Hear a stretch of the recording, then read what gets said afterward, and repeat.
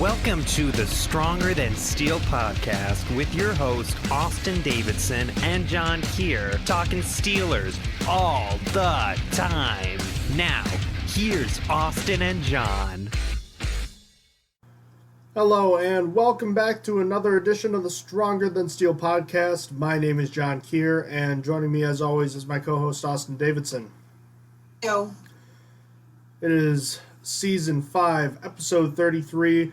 We're talking Steelers and Washington football team as they get together for their Week 13 matchup ahead on Monday afternoon at 5 p.m. The Steelers will have an opportunity to run their record to 12-0 as we are now fully in the swing of the biggest part of the NFL season post-Thanksgiving. Last bye weeks are this week, and, after what was the most tumultuous week of COVID, it looks like we got through it together as the league did. And, there's still 4 weeks to go, but with luck, that was the worst of it.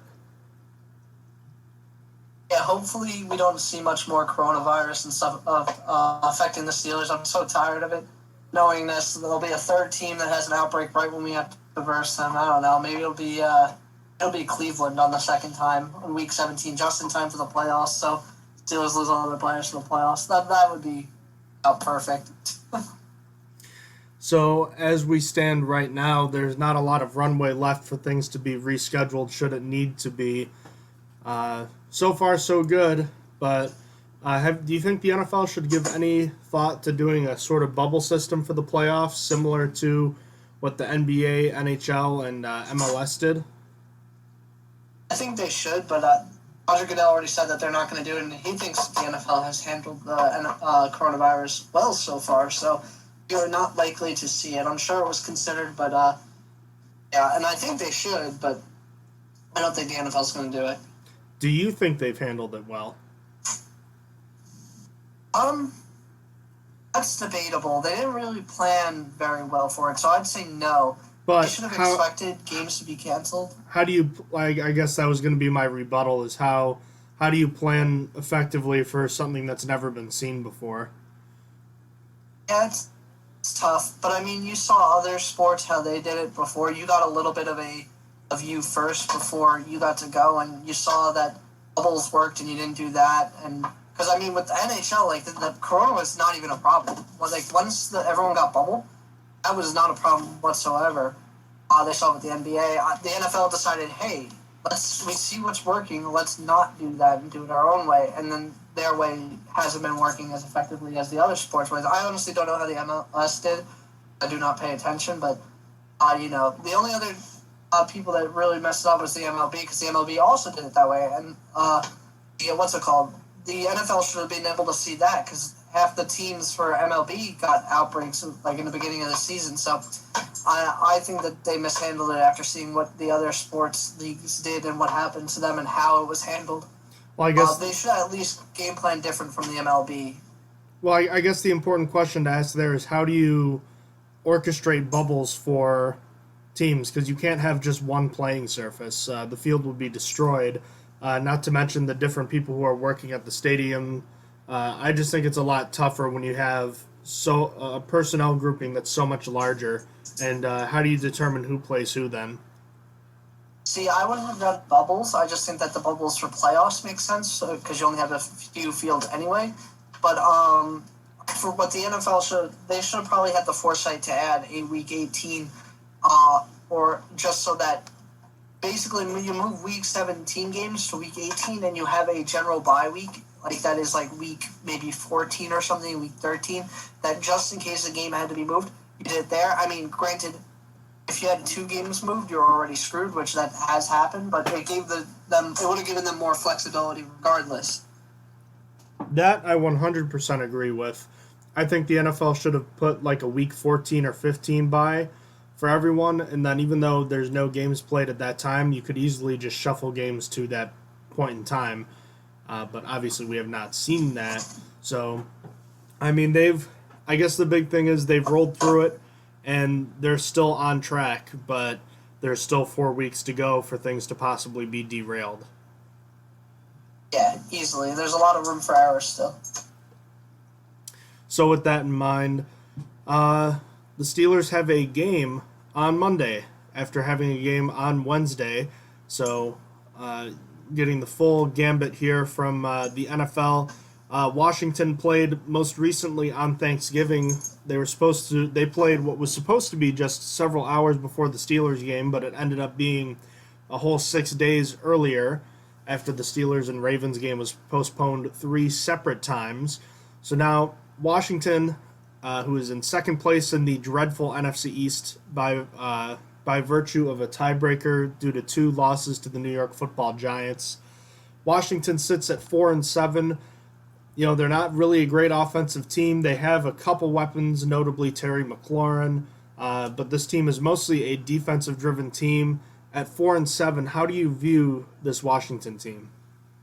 I think that they're a team that's actually trending upwards. This is not a game I'd call a trap game, which, I mean, every game for the Steelers has been basically what people would say is a quote-unquote trap game. But I think that they're actually a better team than their record commands.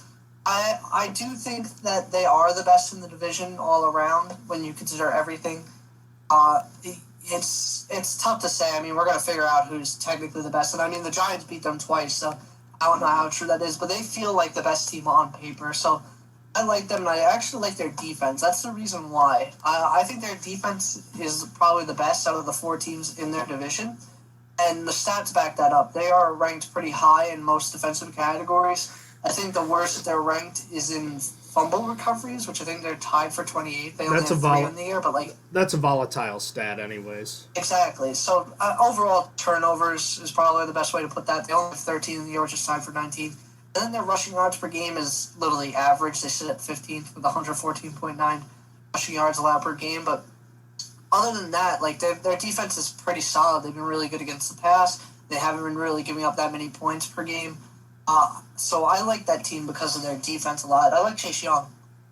This is a team that I think, like you said, is very, very much a solid unit altogether. They just haven't found the right quarterback. I mean, they've played 3 quarterbacks significantly this year. They had the old regime with Jay Gruden draft Dwayne Haskins. He's been disappointing. They benched him mid-season, and they didn't just bench him. They put him at the 3rd string, started Kyle Allen. He broke his ankle. He's done for the year. So now it's Alex Smith with Haskins backing him up. And Alex Smith, when we last saw him a few years ago, he was coming off an MVP caliber season and had led Washington to, I think, a 6-3 record at the time. But, you know, Smith, having recovered from a massive leg injury a couple years ago, is still a decent player, but I think it's clear that he's over the hill now. I mean, how much does Alex Smith really bring to this Washington offense that is devoid of weapons for the most part besides Terry Mack? He is probably the best quarterback they have on their roster, just kind of sad. I am not a big Dwayne Haskins fan, and Kyle Allen, that was an awful experiment. I can't believe you bench Dwayne Haskins for Kyle Allen. It really didn't go much better. He's hurt now, so I think, honestly, Alex Smith does give them their best chance of winning, but it's kind of like a Jets situation where it's like, does Joe Flacco give them the best chance of winning? Probably, but does it really matter? No.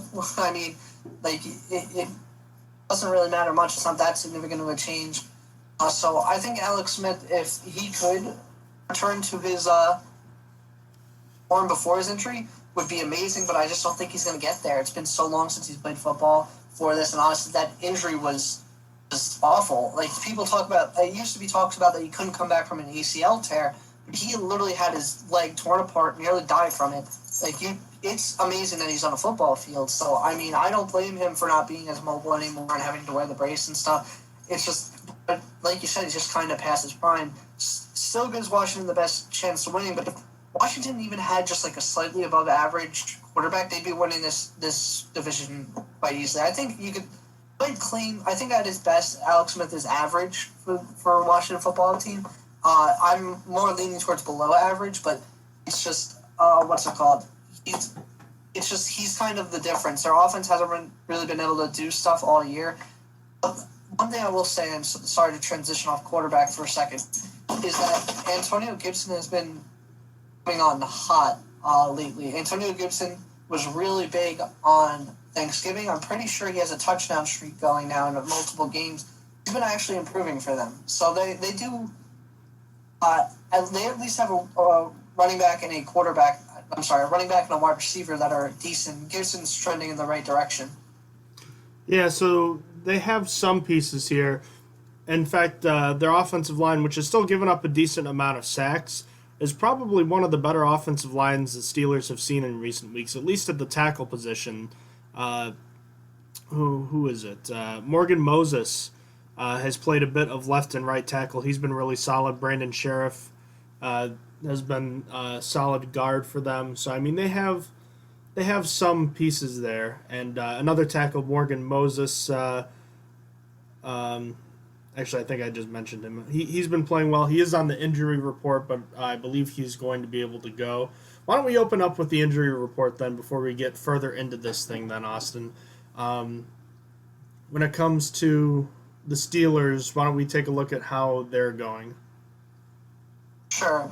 So for the Steelers, they have 3 on the injury report. Actually, both teams have 3 on the injury report, but the Steelers is kind of worse. So Ben Roethlisberger with a knee is questionable. He didn't practice all week, but the expectation is this shouldn't limit him. It was more likely veteran timeout. They didn't actually list the knee injury on, I believe, Thursday was the first day they practiced. Yeah, Thursday, Friday, Saturday.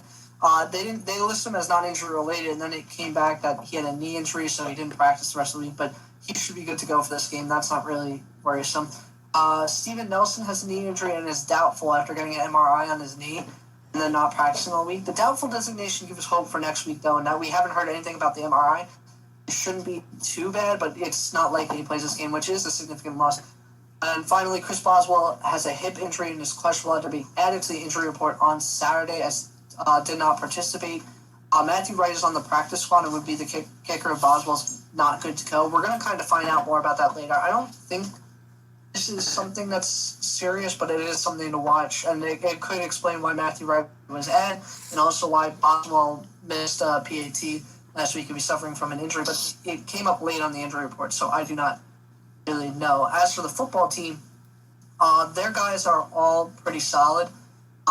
They have Ryan Anderson, knee is questionable, but he practiced on full on Saturday. Morgan Moses with a groin is questionable, but he also practiced in full on Saturday.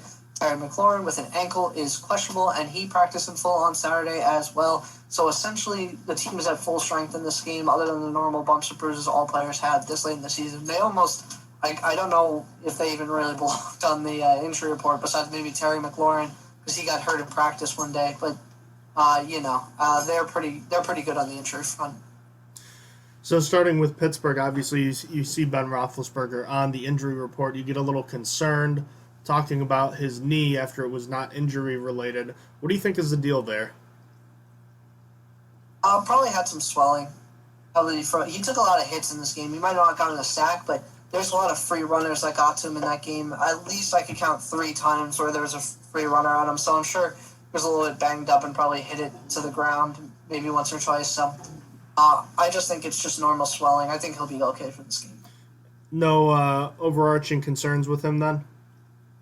No, I wouldn't say so. Okay. And with Steven Nelson out, it's probably going to be Cameron Sutton, most likely starting in his place on the outside there, which means that the depth will be tested again, as Hilton will continue to be the full-time slot guy, Sutton on the outside, which means we'll probably see, I would imagine, some combination of Justin Lane, Antoine Brooks, or Marcus Allen. Maybe Sean Davis. Yeah, that would make sense. Letting the safeties play more. Because of the injury, it's possible that the Steelers elevate John Battle, the active roster, to give them a little bit more flexibility in the defensive background. But we're going to see the Steelers only technically have 51 players on the active roster right now, and that's if you count Stephon Tuitt, because he has actually a raw exemption up until Monday. So there's 2 empty spots, so we're going to see who they want from the practice squad. So you could probably see him, because the Steelers don't actually have a cornerback on their practice squad, which I found interesting. I didn't realize that when I went back. So, assuming Tuitt will be ready to go, that leaves 1 spot open. Who do you think? No. Sorry, Tuitt's technically right now they have 50, and he would be 51. So who do you think ends up getting added there? Because obviously Dupree created a free space when he was when he was put on IR, and then they activated Antoine Brooks. Yeah, you can really go how you want here because they don't have a cornerback, like I said. So I was thinking that they're probably going to go Coyle again because they're still down Gerald Hawkins, and they probably want that extra offensive lineman with Marquise Pouncey still out. And then they could go Jerron Jones, who I honestly didn't even realize was still in the practice squad. I thought after his arrest he'd be cut, but I guess that he's just chilling for now. Could be those two. Could choose two offensive linemen because they're kind of a bit thin there, but I'm not exactly sure because they could go a few ways. Then you could also see Matthew Wright come up because of Chris Boswell. You don't know how significant that injury is. You could possibly see, like I said, John Battle. They have a few ways they could go.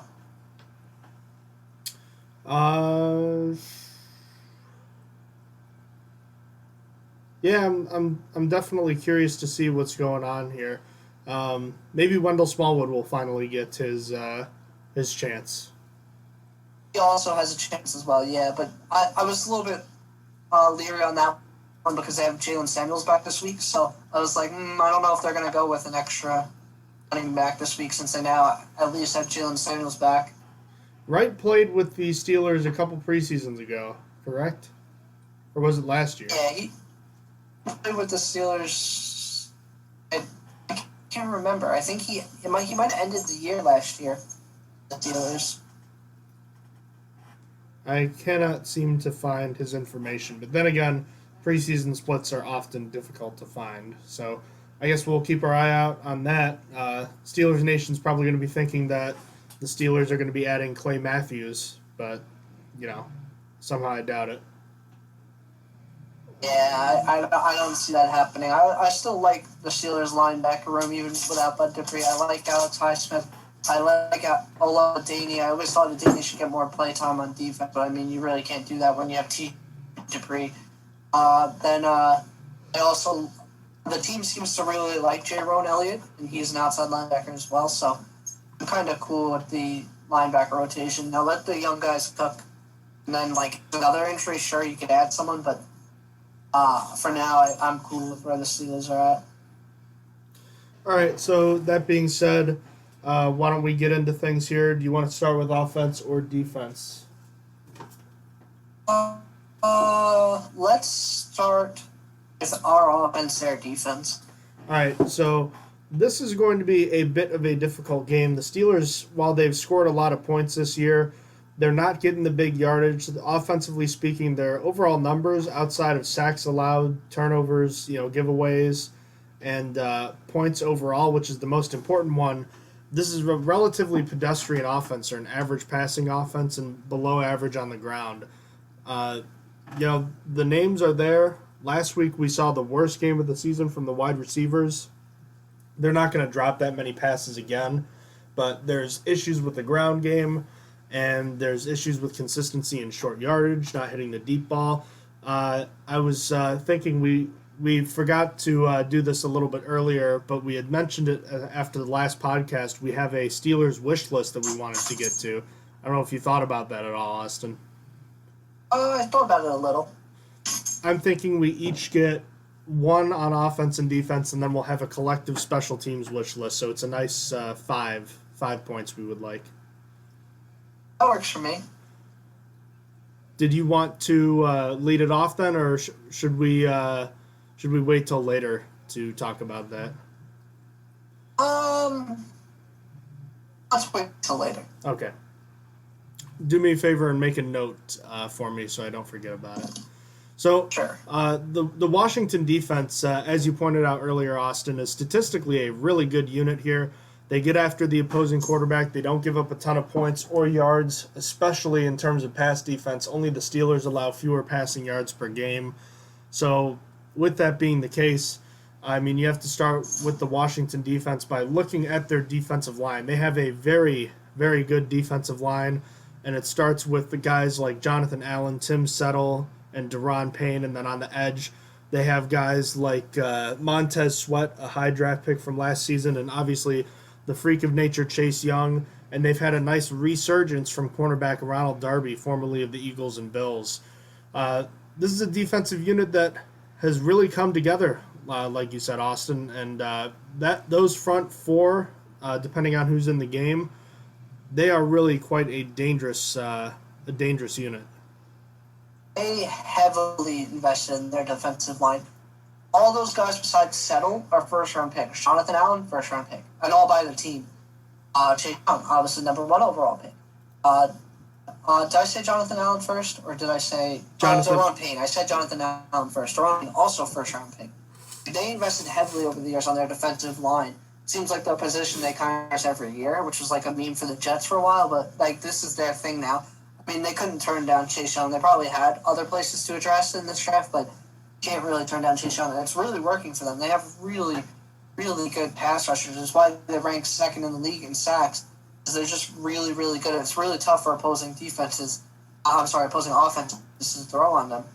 Especially when you consider that their secondary isn't half bad at all. It's allowing teams to hold on to the ball more and allowing them to get to the quarterback more. So, Redskins overall are a really solid defense. That's why I think they have the best defense in that division, and probably by far. I mean, you're not really competing with the Cowboys at all. They're not in there. Maybe you can make the Eagles have no linebackers whatsoever. I don't think that they really compete. And then the Giants are just kind of there in purgatory of not really having anything great besides maybe James Bradbury and just, existing. So Redskins have a really, really solid defense. And, even Ryan Kerrigan in his old age, he's playing really, really well. They're just, They're a good all-around defense, and their front seven has been massively invested in over the years. Yeah, I was going to mention he's still there, alive and kicking, and they've still got a relatively effective back end there. Their linebacker unit is probably their weakest point of the team. Thomas Davis had played a little bit, just 5 games this year. John Bostic and Kevin Pierre-Louis have been the 2 main linebackers there. Obviously, former Steeler John Bostic not grading well in PFF. He's getting a 44 grade, which is not good at all. Looking back at Bostic's colored past year in terms of his play, one of his best years was actually in Pittsburgh, but he played last year a career high in snaps with the Washington football team, and this year he's leading them in tackles with 79 according to PFF. So even though he hasn't been grading well, he's been getting a lot of tackles. And then on the back end, they have obviously, like I mentioned, Ronald Darby, and they still have what's his name? Landon Collins, formerly of the New York Giants. So even though the back end isn't quite as accomplished, there's still some names there, but I think the linebacking crew is where you want to attack. So Landon Collins, I could have sworn he got injured, or maybe I'm just. He might be injured, but I know that he was. I think his last game played was week 7. Is he out for the season? Yeah, he had Achilles surgery. That's right. Okay, yeah, I was gonna say I could have sworn I saw he had an injury, but can't remember. Yeah, that sucks. They cut Sean Davis so quick. And safety depth. That's safety and linebacker is a little bit where they might need help, but I mean it's not been bad for them. Their defense is still ranking really high. What really stinks is they kind of play into the Steelers. What the Steelers are good at. Typically, I'd rather verse a team with a really good rushing defense because I already expect the Steelers not be able to rush on anyone, and instead have a worse passing defense, and that they're built the opposite. Their rushing defense is nothing to gawk at. They're 15th, they're average, but their passing defense is just so good when you consider the sacks and just how many passing yards they're allowing per game. So this team is a pretty tough team for the Steelers offense. It's been built around the only time they're showing any offense is if they're passing 60 times a game, which stinks. Well, on top of Darby, I forgot they also have Kendall Fuller, and he's been playing really well. It's mostly the safety position where these guys have suffered some sort of setbacks here. So they've been playing a lot of the rookie Cameron Curl. I don't know if you remember him or not. Yeah, Cameron Curl I really liked. I forgot to mention that. Yeah, Cameron Curl was really, really strong. I liked him as a late-round pick, and I mean, he's come on, and I'm pretty sure. I don't want to misquote myself because I can't remember how I ranked them. I just think Cameron Curl was my favorite safety, one of the ones I looked at, but he could have been second I'm just... Oh, no. Antoine Winfield was my favorite safety. Cameron Curl was second. But yeah, I still liked Winfield as a... I'm sorry, I still liked shot in the dark in like the 6th round. Curl was had his highest grade of the season last week against Dallas. So, definitely a defensive unit that's kind of unheralded because of the fact that the team is 4-7. But there's a lot of talent here. They've got injuries at safety that you might be able to exploit, and a linebacking core that's not overly athletic and is kind of aged out. So, all that being said, looking at the way the Steelers' offense has performed, what are you thinking about as far as a game plan? I'm trying to rush against this to see if it works. But if it doesn't, you just got to do what you normally do and just try to attack them passing. The one good thing about this offense, you can have hope against our passing defense, is you're getting the ball out quick. You're getting the ball out quicker than any other team. It's going to be tough for the defensive line to get penetration that quick, even though they're good enough. I'm sure they might. I'm sure this is going to be the game where the Steelers finally give up at least 1 sack on a 4-game streak of not giving up sacks, but that does play in their favor. It's always tough to cover the Steelers wide receivers because when you have 3 decent wide receivers, even you have to have 3 cornerbacks to be able to cover them within like 2 seconds, and that's not easy. They have 2. I don't really know who the third one is because Fuller played with the slot and for the most part, and Ronald Darby's been good, but it's Jimmy Moreland. For everyone. It's Jimmy Moreland. Jimmy Moreland, yeah. So the only team like in the NFL that's really built to handle 3 wide receivers is the Baltimore Ravens. That's basically it. They're the only team with a really 3 really solid quarterbacks and actually good safeties go along with it. So Steelers need to attack Moreland is my game plan. And obviously you don't just target one guy. I'm sure that the Steelers are going to be able to beat Ronald Darby every once in a while. They're going to be able to beat Kendall Fuller, even though he's really good every once in a while. So I think that the Steelers are ultimately have to attack them passing, but I would like to see them try and get back on track in the run against a team that is not as good against the run. Yeah, statistically speaking, they aren't. One thing to note is that Moreland has not given up a single touchdown on 49 targets this year. So seems pretty good. They aren't slouches back there, is what I'm getting at. Look, Austin, I have a feeling this is going to be discussed in our Steelers wish list, but the ground game, we've seen the Steelers play a lot of bad run defenses, including a defensive front in Baltimore last week that had all backup defensive linemen in, and the Steelers still struggled but until the end of the game. The end of the game, they ran the ball better, but they are just struggling so much to run the ball. I'm almost at a loss of what to do. It's become clear that the team no longer has trust in it after all their 3rd and 4th and short passing instead. But when a team is choosing not to run the football, Austin, as people are whenever people choose to not do something, they choose not to do something for one of 2 reasons. Number 1, they are unable to do it, or number 2, they are unwilling to do it. So, in terms of that, which side do you lay on for why the Steelers aren't or can't run the football? Well, I think it's a combination of both. I think that they just can't. I think that it's just not been. They're not a very good run blocking team. Just to start, the running backs aren't good enough to really get through the tackles. But I do ultimately think it's a combination of both. I just lean towards they're not good enough to do it. I apologize about the dog. You're good, what are they called? So. You were going to say something? No, you can go ahead. I'm just thinking in regards to this run offense. Would it be really going out on a limb to say that our number 1 on our wish list item is for the Steelers to improve their rushing offense? I literally just want them to improve their successful run rate. I want them to be able to run on 3rd and 1 and 4th and 1. Mostly you're talking short yardage successes. That would be a success for me, yes. Literally, if the Steelers are just able to improve their successful run rate in that way, I would say that's enough for this team. I just don't believe they're going to improve more than I think that's a pretty low goal to achieve. And actually achievable for this team. Everything else, I think, it's just the team can't do it. So, In regards to running. why don't we let's try to come up with a couple things that might make things easier.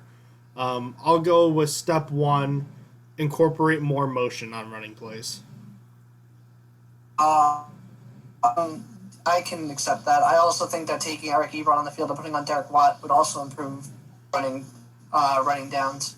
That's fine with me. Step 2, we'll call that step 2. Step 3, I don't know if the Steelers are doing anything that's tipping their hand, but I'd try to look again and see if there's something that's being done that's tipping their hand to running plays. Step 3, I would say less handoffs in the shotgun, and if Ben doesn't want to do under center, how about compromise and do it out of the pistol? He's done it before. Just start running more plays out of the pistol. I think that would help. And then my last step here, and you can agree or disagree if you like, but in 3rd and 4th and short, I want to see the Steelers' offensive linemen in 3-point stances, because that does make a difference. Yeah, it at least sells it that it might not be a run. At least just a little bit. So I do agree with that. So, that's 4 or 5, I think, relatively simple things that we have done. I don't know if it'll make a huge difference, but I think that is something that isn't unreasonable to expect for some improvement from the defense or from the offense's short yardage running. No, not at all. I think it should help. All right. You know what? Why don't we just combine things and say that was our one wish list item for the Steelers is improve their short yardage successful run rate. I think that could count. That's wish list number 1. And now let's kind of continue on as far as what we're talking about here. If the Steelers can run the ball successfully on 3rd and 4th and short in this game and get back in better graces as far as their rushing offense goes, I think it should really help the pass game. This will be a tougher game for Ben Roethlisberger and the Steelers offense, but I think that their game plan should be similar to what we saw them do against the Eagles way back a couple months ago. A ton of quick passes just to neutralize that strong pass rush. Try to run on them when you can. And as far as the receivers go, whose game do you think it is this week? It's tough to say.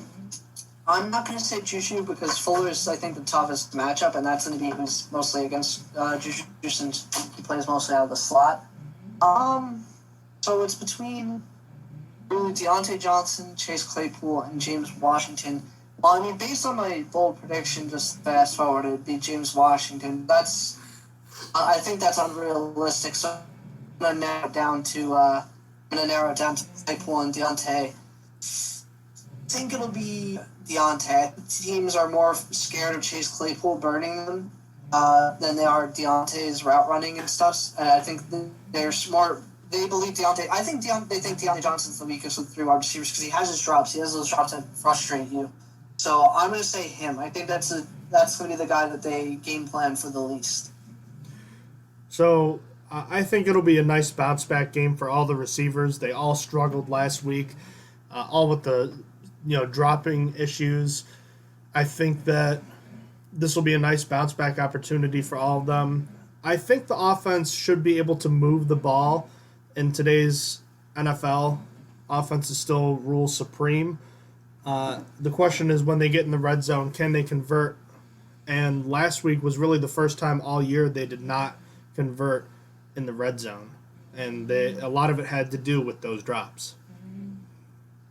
Yeah, that's tough. You assume you're not going to drop 8 balls or 9 balls or 7, whatever you actually officially counted. I don't think you do that again, even though it's a tougher defense.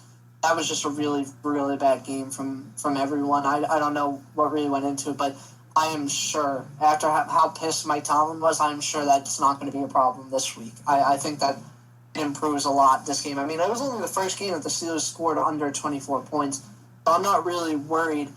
I mean, yeah, the football team almost, I fixed it. The football team almost, I'm sorry, I lost my train of thought. I'm sorry, yeah, the football team's defense gives up less than 24 points a game on average, but I think that it's an average for a reason. I think the Steelers could put up 24. this game. What are you most excited about and most concerned about when looking at the Steelers' offense against the Washington defense? Besides the run game, because I'm not going to let you say that. Okay, so on offense, I'm most excited about the time to throw because I think that while the red pass rush is really good, I think that the time to throw does play into the fact that they're not going to be as good. As for something I don't like, other than the run offense, I don't like. It's kind of cheating because I already said it, but I don't like the Juju and Fuller matchup that's going on there. I will name one. Ben Roethlisberger leads the NFL in end zone interceptions. Isn't that nuts? That is nuts, especially with how few interceptions he's thrown in the year. That's kind of wild. But he has two-thirds of his interceptions, 4 have been in the end zone. He had two basically Hail Mary shots, one in the Jacksonville game, one in the Tennessee game. The final interception against Tennessee was in the end zone, and then the one on Wednesday. Yeah, that's wild, with only 6 picks. So, obviously not good. All right, let's look to the other side. Even minus Bud Dupree, I think you really have to like this matchup. If you can shut down Scary Terry, even with the good play of the Washington offensive line and the improved play of Antonio Gibson lately, the Steelers have shown to shut down relatively strong, prototypical rushing attacks. And as long as they just don't get burned over the top, I think that the Washington team is going to have a hard time moving the ball consistently on these 10, 12-play drives. Yeah, for sure. I think that the defense is really set for this game. And, I mean, you lose a Bud Dupree and you get back a Stephon Tuitt for this game. You wish you had both, but, I mean, honestly, Tuitt's just as good as a player, if not better, on the year. So it's going to be a little bit different this week. And, I mean, kind of look at it. What do you think is worse? Do you think the drop-off from Bud Dupree to Alex Highsmith is worse, or the drop-off from Stephon Tuitt to, I don't know, Isaiah Buggs or Chris Wormley is worse? To me, I'll just answer. I think the drop-off from Tuitt to Buggs or Wormley is much worse. Can I say wait and see? I mean, I think it's that answer too, but I also haven't seen much of Highsmith. I mean, how many snaps has he played overall? And I mean, why don't we just get into that conversation then? Because the only real silver lining to all this is that now the Steelers are going to be able to get to learn a little bit more about Alex Highsmith early on. And when I looked at him coming out of Charlotte, I saw that he had tools, but I wasn't sure that he'd be a guy that could develop quickly. But it's clear that he's grown a lot in limited action here this season, and he seems to be far ahead of where I thought he might be. I thought he'd be a guy that might take a couple of years to finally grow into his own, but he's shown some things this year that have been really good. And in terms of the PFF grading, he's graded very highly. Obviously had an interception this year. I believe he has just 1 sack. Yeah, he had the 1 sack in the Dallas game, but he had probably the biggest turning point in the game against Baltimore the first time around. He's shown some solid moves here. So, I mean, he's not as good as Dupree right now, obviously, but I feel pretty good about him right now. Yeah, he seems like in limited snaps that he's decent. He's not going to be as good as Bud Dupree, at least not this season, I don't think. We talked about it on the last podcast, but he's going to hit that rookie wall where he needs to bulk up a little bit, and that's just not going to happen this season. We're going to have to wait for that in the next offseason. But regardless, he has shown some pretty cool stuff. We've seen some moves from him at the end of the Ravens game, this past game where he got to play. You got to see him do a ghost move, which was really effective. He didn't get to do anything because Trace McSorley, I want to say. It was either Trace McSorley or RG3 before he went out. No, it should have been Trace McSorley. Trace McSorley threw it before he could get there, but it was a really nice move. So I have hope for him.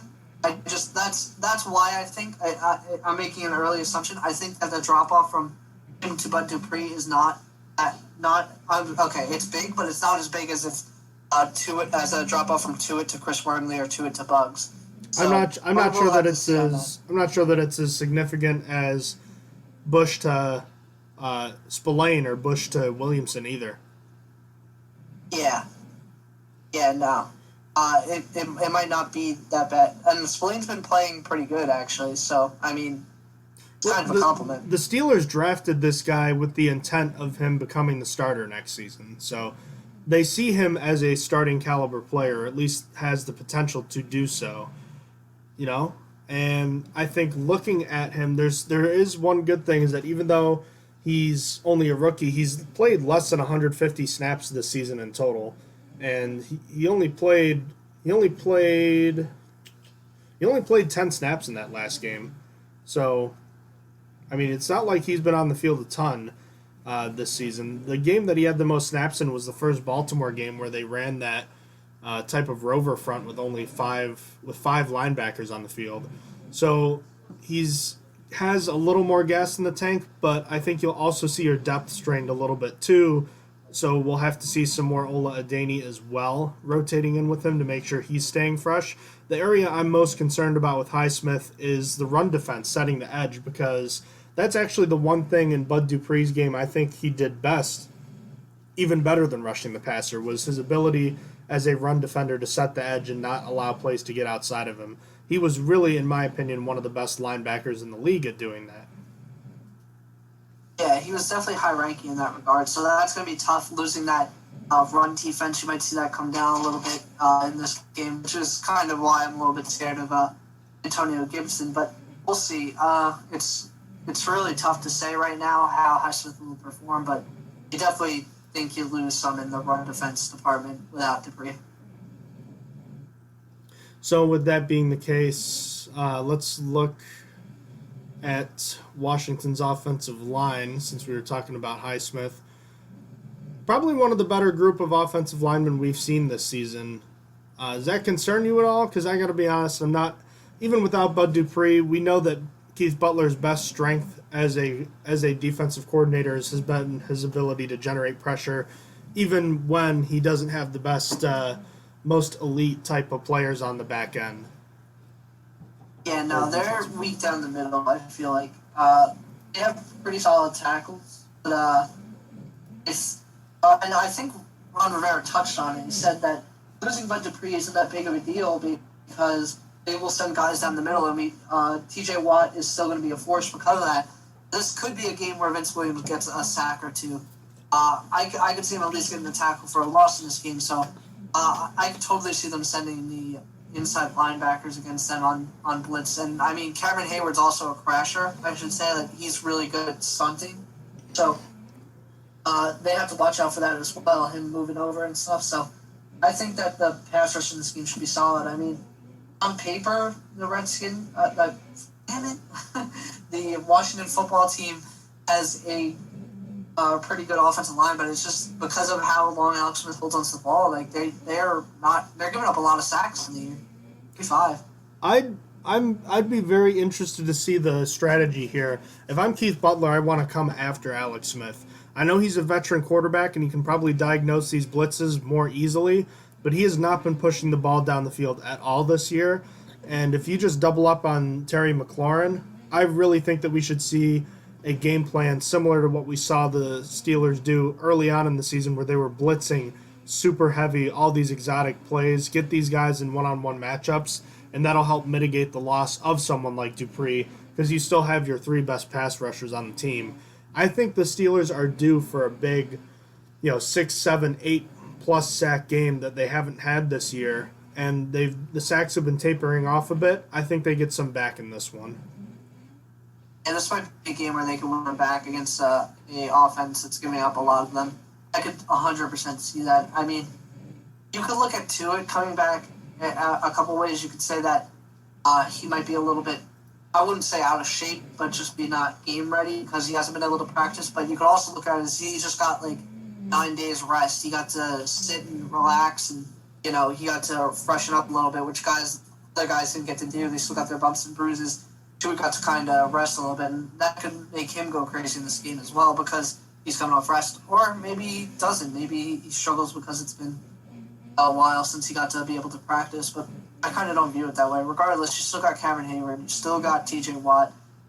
You got Tua coming back in this game. You got Tyson Alualu, who hasn't been big in the sack department, but he's been really good. Regardless, he came down the middle against against the Ravens this past game, and he was really good. So you got a lot of good players on your defensive line and front seven this game. As far as the two weapons go, mostly Gibson and McLaurin. Which one scares you a little more? I mean, I think the obvious answer is McLaurin, but Gibson has been playing well of late. Yeah, McLaurin, I think, is one who scares me more. He might have like a little bit of an ankle injury, but I think that because he practiced full on Saturday, that should not be much of a problem. So he is the scariest. He's a pretty big, threat over the top. Luckily, the football team. I gotta really start saying it when I'm off the podcast. I just gotta say it 100 times, or like I'm bartending on the wall 100 times. But the football team hasn't been really throwing deep, so they haven't really used Terry McLaurin to his full potential as much, which is really scary because he's still really good. He scares me more than Gibson. I just think that Gibson's come on as a late. He's been a really good player for them in the long run. The stretch, I mean. Do you think that McLaurin is not as well known around the league just because he plays for the Washington football team? I think that playing on most other teams, he'd be a very hot commodity, but it seems like he's kind of forgotten about with that great 2019 receiver class. 2019 receiver class. Yeah, I feel like people are more willing to recognize A.J. Brown and T.K. Metcalf, which both are understandable in their own rights. It's just I feel like Terry McLaurin doesn't get the love. I'm just glad that Marquise Brown doesn't get the love anymore. I got so mad last season. Marquise Brown was getting more love than Deontay Johnson. Now I understand why they focus on Metcalf and Brown and even sometimes McLaurin. But yeah, he's still kind of pushed to the side because he's on a bad team.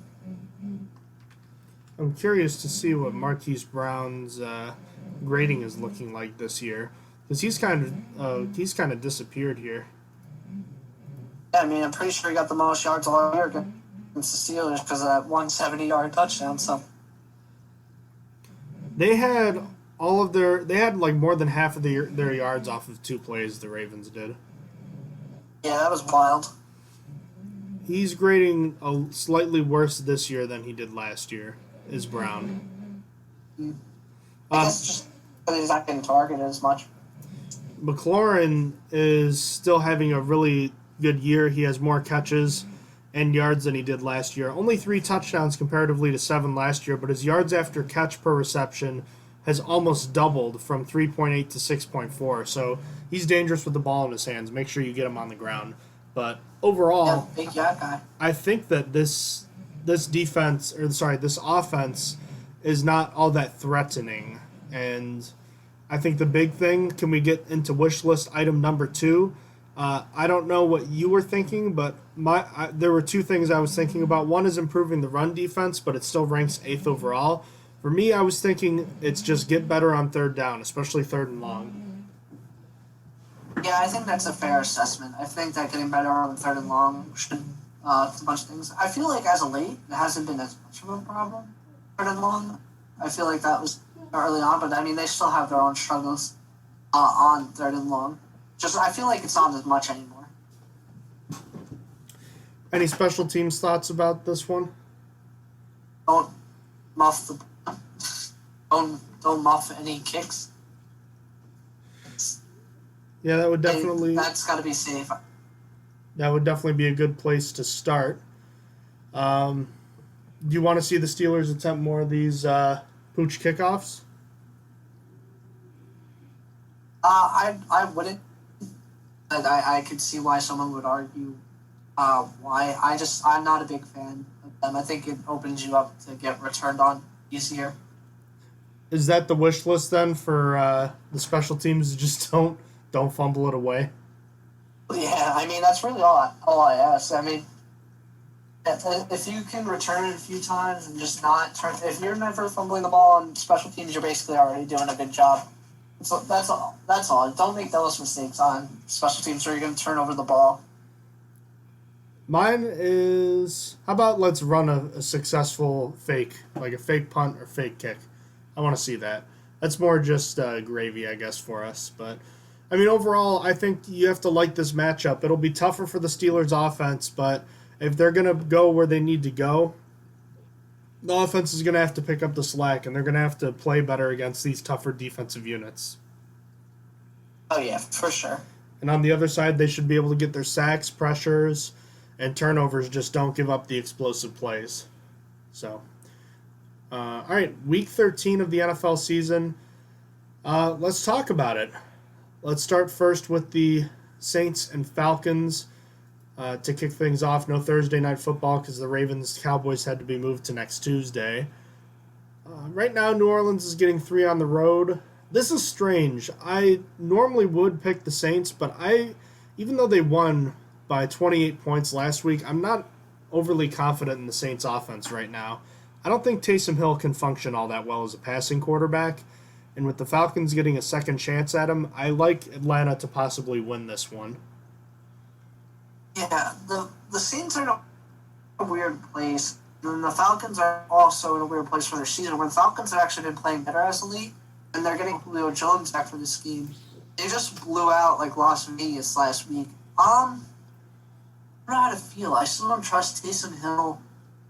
Out of the sake of difference, I'm going to pick the Saints to cover. All right, Lions, the Darrell Bevell-led Lions with new life. Now minus Marvin Hall, though. They released him against the Chicago Bears and the Fighting Trubiskys, who has been a lion killer throughout his career. Chicago's -3. I'm going to pick the Lions +3. I think after firing people they hate, they're going to play so much harder. So I'm going to pick the Lions +3. It's the interim coach effect. I like the Lions, and I think you get like 2 or 3 games worth of adrenaline here, and I like the Lions in this one, though I will say that Mitchell Trubisky has had his best games against the Lions, so maybe we'll get an exciting game here. One of the better games of the week, Cleveland Browns at the Tennessee Titans, 2 teams with similar styles of offenses, although the difference could be Ryan Tannehill versus Baker Mayfield. Tennessee's getting 5 at home. I got to pick the Titans right here. Just with the Browns are going into a scheme with 3 healthy wide receivers, which granted they have Austin Hooper and David Njoku to help them out, and then they also have Nick Chubb and Kareem Hunt. So if they want to put extra running backs on the field or extra tight ends on the field, they are okay with that. But I think that the Titans are going to be able to beat out the Baker Mayfield Browns. Yeah, I agree with you. I think the Titans are playing really well right now. And the Browns, I hate saying that they're a phony 8-3 because a lot of people are saying the Steelers are a phony 11-0. So whatever. I think the Browns are a solid team, but they haven't played a team like the Titans yet this year. So I'm curious to see how they respond to it. And in Tennessee's building, I like the Titans lay the 5 points in this one. The Cincinnati Bengals at the Miami Dolphins. Miami's getting a whole 10.5 point favorite here at home. I'll just say that I'll come out right away and say that I like that. The Bengals, who were previously thought to be unblowoutable with Joe Burrow, turns out they were blowoutable, are extremely blowoutable right now. Oh, yeah, for sure. This is actually kind of tough for me because I kind of wanted to pick the Bengals with such a big spread, but I feel like if we just got to 11.5, I would have done it. But where it stands now, I have to pick the Dolphins to cover, especially with Myles Gaskin back because I love that man. Jacksonville Jaguars at the Minnesota Vikings. Vikings laying 10 at home. This is a sneaky game with Dalvin Cook kind of on the mend here. I actually kind of like Jacksonville in this one. They're still a feisty team, even though they've been blown out in a few games here. I think Jacksonville could be in position to make this one a little bit uncomfortable for Vikings fans. So I'll take Jaguars +10. I'm going to pick the Vikings to cover. I think that Dalvin Cook is going to play, and I think he's going to be okay. It would suck if he didn't because they're out Alexander Madison as well, so they'd be down pretty thin at running back in this game, but I'm going to pick the Vikings to cover with that. Raiders at Jets. The Jets are 7.5 point underdogs at home to the Raiders. Second straight game on the East Coast for the Raiders, who were bludgeoned by the Falcons last week. Remember, the Raiders had a disappointing loss to the Jets last season. There's part of me that wants to pick the Jets in this one, but I don't know. I just have a hard time thinking that the Jets are going to be able to do anything. They're worse with Sam Darnold in at quarterback right now. I kind of had an epiphany about the Jets, Austin. Their owner, Woody Johnson, is an ambassador for the Trump administration, and with his role as ambassador ending soon, I've realized recently that he's not paying any attention to what's going on over here. So he doesn't care that Adam Gase is going for an 0-16 record. So once he gets back at the end of the year and realizes what's happened when the new regime takes over, he's going to clean house. And he would have done so already, but he's too busy right now. We all get caught up with stuff. It's okay. He understand. We understand. So Adam Gase is basically just allowed to sabotage this organization through what he considers good coaching. Hey, maybe in a few years we'll be thanking Adam Gase when Trevor Lawrence good as he was advertised. Maybe. There's always a risk, but regardless, I have nothing to say about the game. Raiders cover. You know how I feel. Colts at Texans. Indy's getting 3 points on the road here, favored by. Man, I wrestled with this one a lot. I'm not big on the Colts right now. The way they've been pushed around lately. I've been a huge fan of the way Deshaun Watson has been playing lately, but the Texans just lost both Will Fuller and Bradley Roby for the remainder of the season due to PED suspensions. I don't know what it is about Will Fuller, but whenever he's gone out for the season, whether it's been injuries or now suspension, typically him being on the field or not being there has been huge for the Texans offense.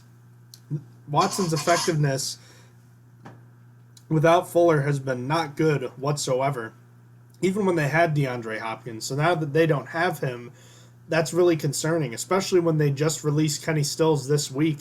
I don't know if they re-signed him, but even if they did, because they've cut him, he would not be available for this game because of the COVID protocols.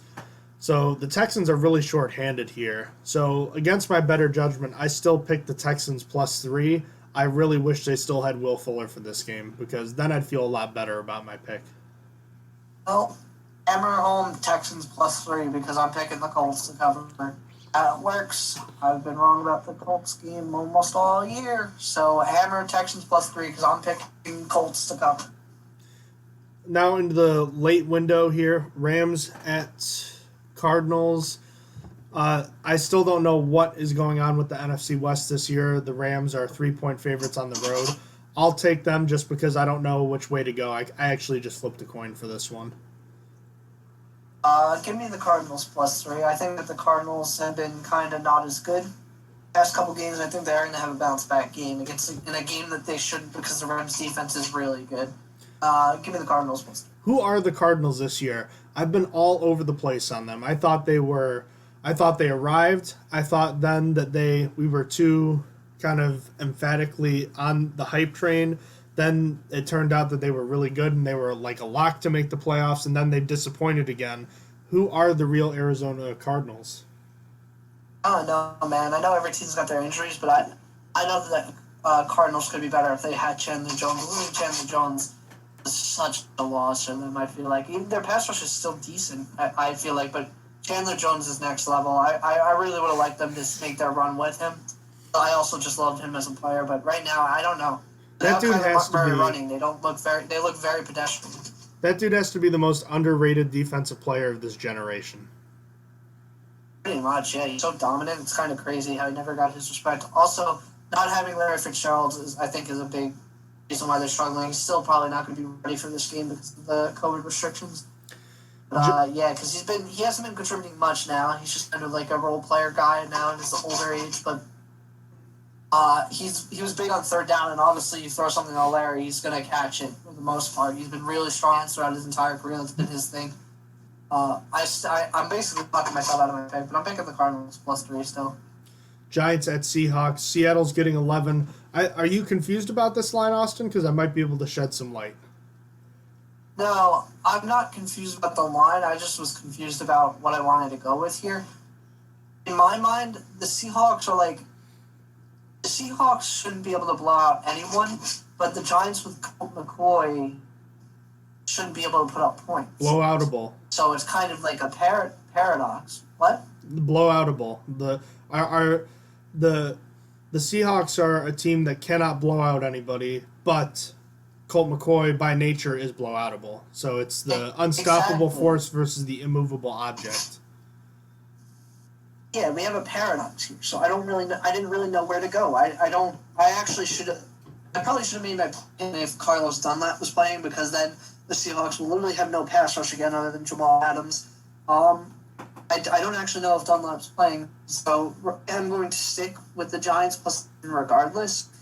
I don't feel comfortable. I don't know where this game is going to end up on the paradox scale that I've set. I feel like the Seahawks are going to blow them out, but their defense is just bad. I don't know. I really, really don't. It's going to tell me a lot of the Seahawks. If the Seahawks, if the Giants do cover the spread in this game, I don't think the Seahawks are going anywhere in the playoffs. They were talked about as a Super Bowl team, but if you can't blow out the Giants with Colt McCoy, you're not going to be able to win 3 games in the playoffs. There's no chance. Unless, of course, that they don't play 3 games, get the number 1 seed, but I doubt that too. They have a really easy ending schedule, though. I don't know.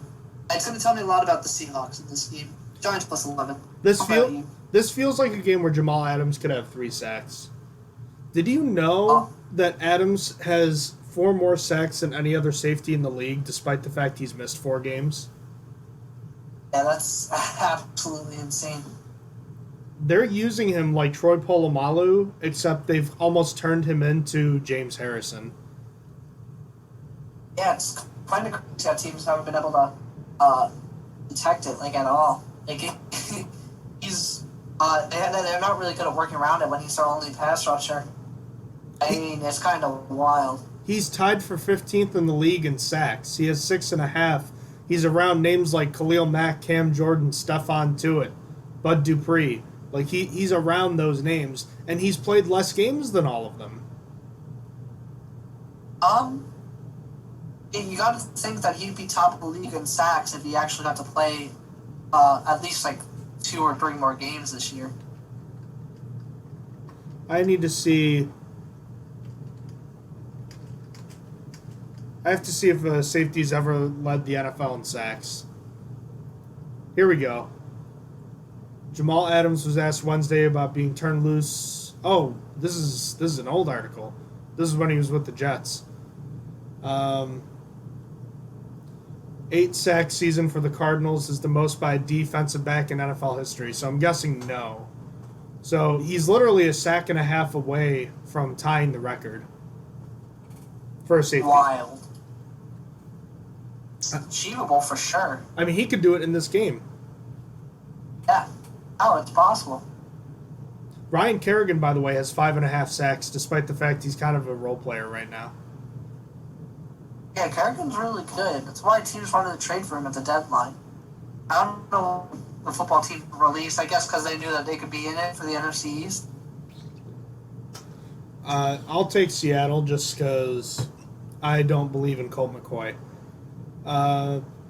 Eagles at Packers. Green Bay is getting 8.5 at home. I'm actually going to take the Eagles. I have no real method to my madness. There's no reason to think that the Eagles' offense is going to turn things around, but I just don't think highly of the Packers' defense at all.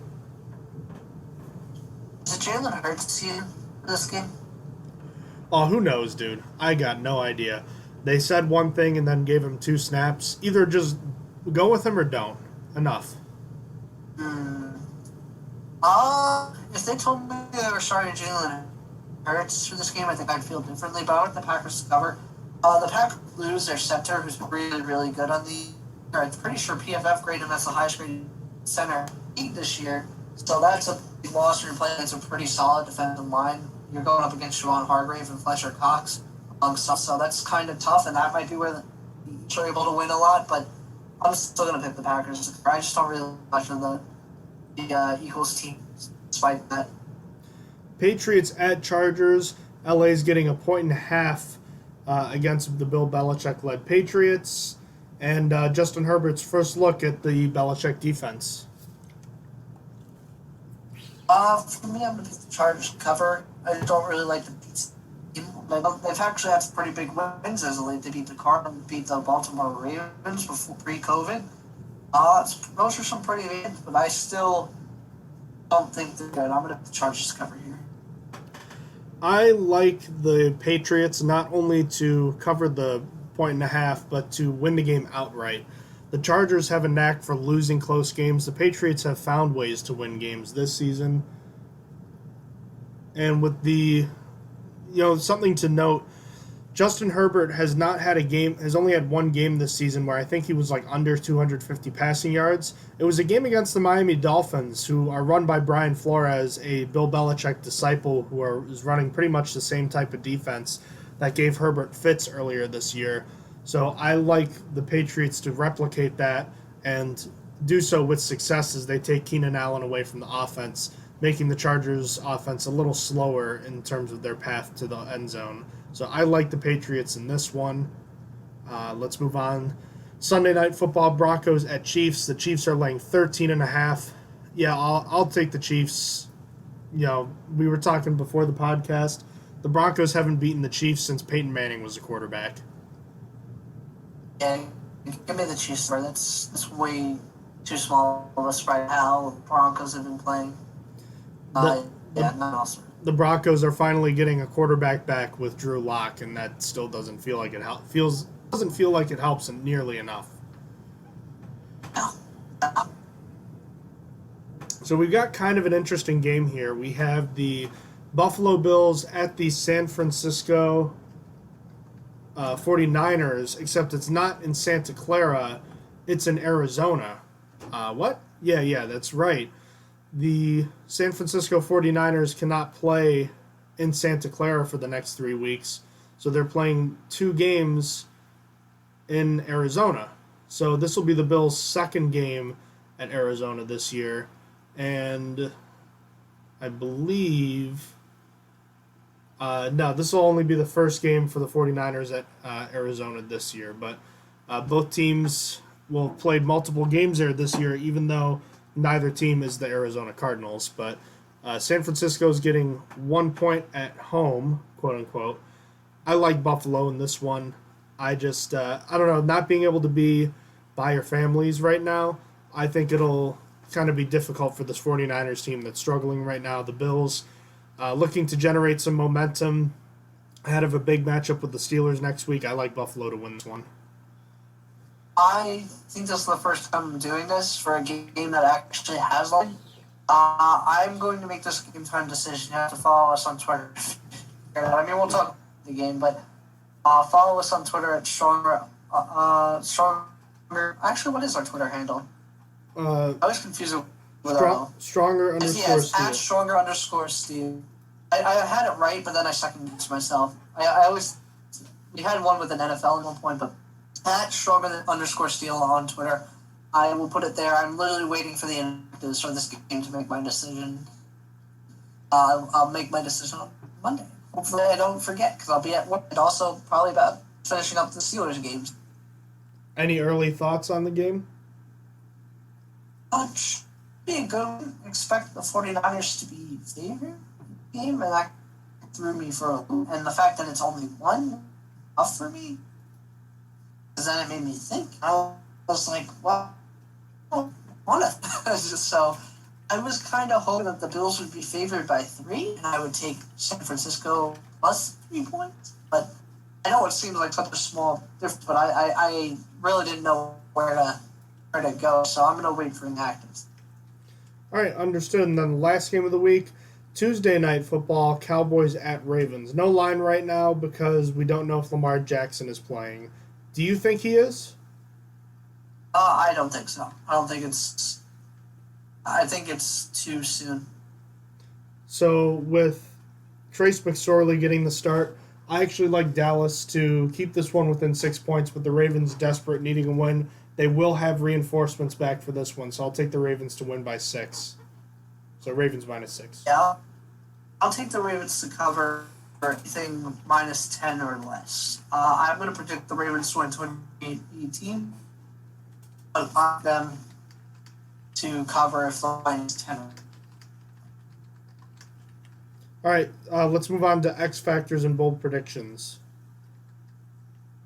Sure. So for my X Factors, I am picking James Washington offense I think in this past game he might earn himself a little bit more playing time, or maybe take it off a little bit and maybe put a 4 wide receiver stem in it.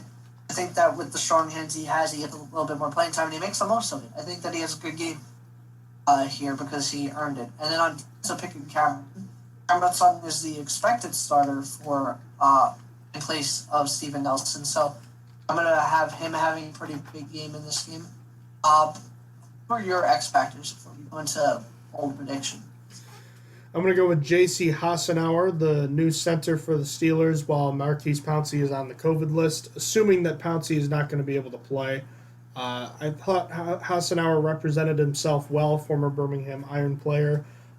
Question is, will he be able to do so again against a much tougher defensive line? I'll be watching him very closely, and then on the other side, I'll be watching the rookie Alex Highsmith in his first career game, hopefully trying to get a sack, his second career sack, hopefully. So I'll be on the lookout for him as he is likely to become the long-term answer at the position. And as far as my bold predictions go, I will go with the Steelers giving up no sacks for the 5th consecutive game. I'm going to go with Alex Highsmith, a strip sack in the game. I'm going to get Ben Roethlisberger attempting 60 passes in this one. So for me, I'm going to have James Washington having 2 touchdowns in this game. Originally had it a little bit more bold, but I think that that's bold enough. Then Cameron Sutton had a forced fumble and a pick that turned at least 13 yards. And then for my third one, I think Ebron bounces back and doesn't have to drop in at least 9 targets. I'm not going to count over as drops. So I think that that's a solid one. So with that being said, the football team is underdogs, obviously, in this game by 10 points. Pittsburgh is favored by 10. What do you got in this game? The game kind of in line at the moment, doesn't it? There is none right now, but It did open at 10. I think the Roethlisberger injury has something to do with that. Makes sense. So what do you have in this game?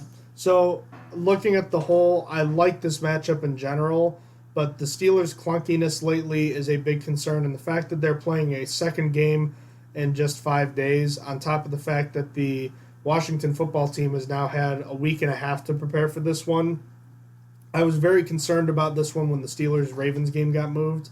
This game and the Buffalo game, I think, are 2 of the most important games going forward for the rest of the season, because I think it'll really tell just how much resolve this team has. I don't expect a very well-played game from Pittsburgh in this one because of the short rest. And honestly, this might be one of 2 or 3 times I might pick the Steelers to lose. I actually have the Washington team winning a slim 17-14 victory over Pittsburgh. And, I mean, I hope I'm wrong, but I just have a bad feeling about this game. And the way Pittsburgh has been playing lately does not inspire a lot of confidence in me. And the fact that they don't have a lot of time to make changes also concerns me. So I either see a big win for Pittsburgh or I see a close win for Washington. That's kind of how I'm viewing this game right now. That's kind of funny because I kind of thought that, this game Steelers could blow them out because of how pissed off Mike Tomlin was. I feel like they probably had a really good week of practice as they worked on everything, all the mistakes. I kind of thought that, but I was like, nah, the Washington team is built to, they're not built to take down the Steelers, but they're built pretty well to handle them. Call them the Hulk Buster, if you will, if the Steelers are the Hulk. They're just kind of built to maintain that team. So, despite that, I still have the Steelers winning. I think I'm going to take the Washington football team plus 9, if it's 9 or more. But I will have Steelers winning 20-12. So, I think it's an 8-point victory for the Steelers. And I'll just take them, plus whatever, because I have them winning. So, that being the case, if there's a game you can afford to drop, it is this one with Kansas City breathing down your neck, because this is a non-conference game.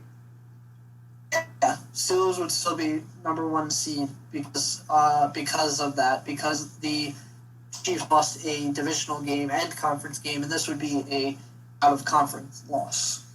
Is it somewhat good that the Chiefs are staying hot on the Steelers' tail because it ensures that every win is still a very meaningful one?